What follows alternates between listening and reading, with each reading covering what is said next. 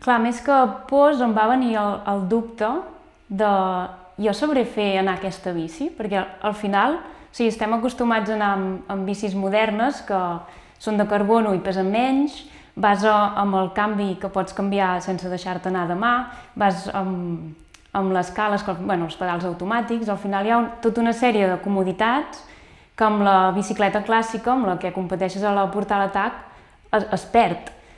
Et diria felicitat per arribar a dalt i després és eufòria i adrenalina pura, perquè ja la Portal és això, la paraula és adrenalina.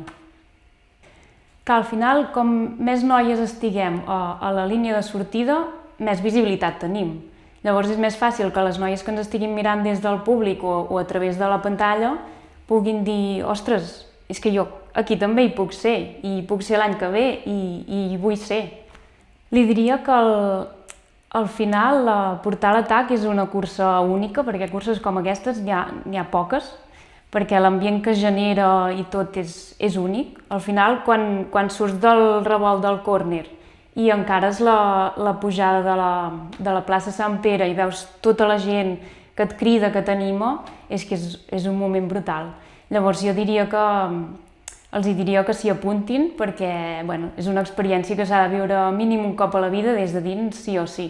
Al final et sents com un ciclista professional, aquests que venen de la Volta a Catalunya i acaben pujant a Caral, és que et sents com ells, amb tota la gent que t'anima.